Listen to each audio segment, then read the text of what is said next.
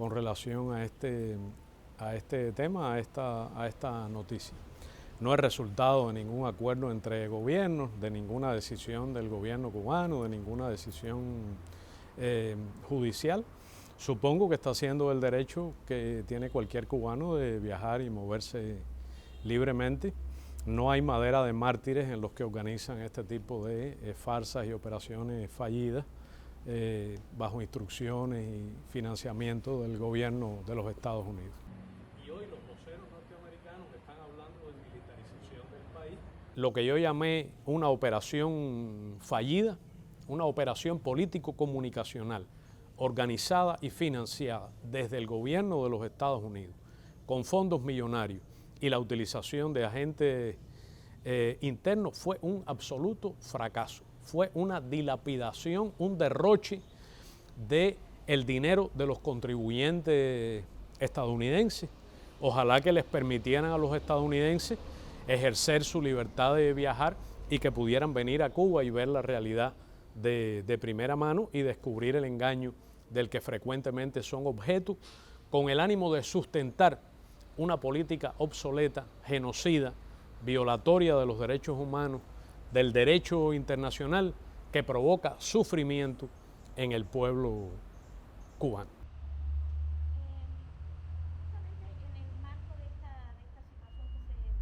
De manera que aquí en estos días ni hubo protesta en la realidad, ni hubo tampoco una realidad digital, porque prevaleció afortunadamente la verdad.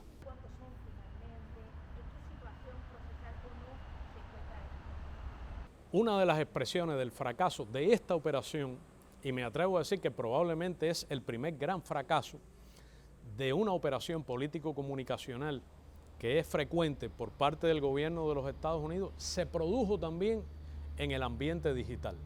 Lo cual quiere decir que cuando las personas de buena voluntad, y sobre todo cuando los cubanos que usan las redes intensamente, opinan con toda libertad y a pesar de la discriminación que plantea las políticas de las dos grandes plataformas involucradas, Facebook y Twitter, la verdad puede incluso prevalecer en las redes. Políticas de comunidad se diría hoy, y noté que eran serias,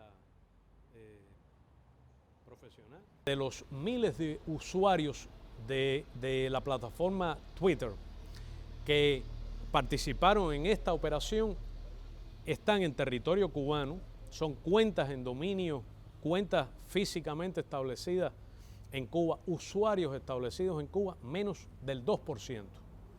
Afirmo rotundamente que es un engaño debido a la manipulación de la geolocalización y la manipulación de algoritmos. También que ha comenzado una etapa muy importante en la democracia cubana. El 80% de los mensajes en las redes fueron mensajes de promoción de la violencia y el odio, que supuestamente Facebook o Twitter, en aplicación de sus políticas de comunidad, deberían haber prohibido. Y curiosamente, de ese 80%, el 90% provienen de cuentas establecidas en territorio estadounidense. Y yo emplazo al gobierno de los Estados Unidos a que no permita la impunidad en la instigación a la violencia o incluso en la incitación al terrorismo.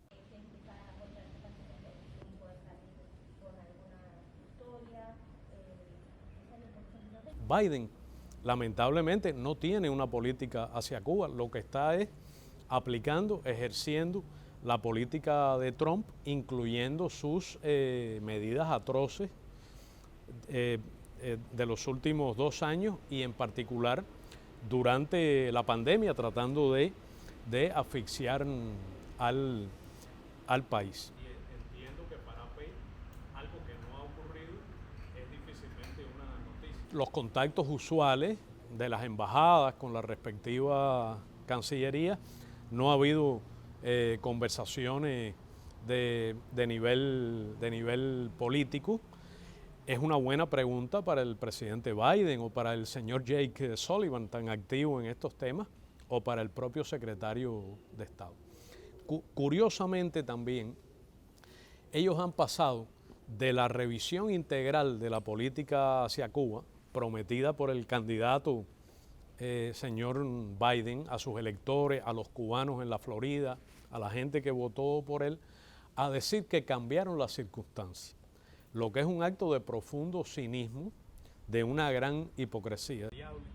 La vacunación pediátrica, y es lo que ha permitido todo esto, en un ambiente además. La realidad cotidiana de los cubanos, de toda familia cubana, sigue siendo difícil, viviendo bajo el agobio de las medidas de bloqueo, en particular de las medidas del presidente Trump durante la pandemia, que el presidente Biden aplica con igual rigor, y sufriendo también los efectos de una crisis económica internacional, de los impactos de la COVID en la economía mundial y también de los gastos exorbitantes que nosotros hemos tenido que hacer para asegurar el protocolo de tratamiento de la COVID, evitar muertes, proteger de contagios, proteger la salud de las personas, pero a eso ha llevado grandes recursos.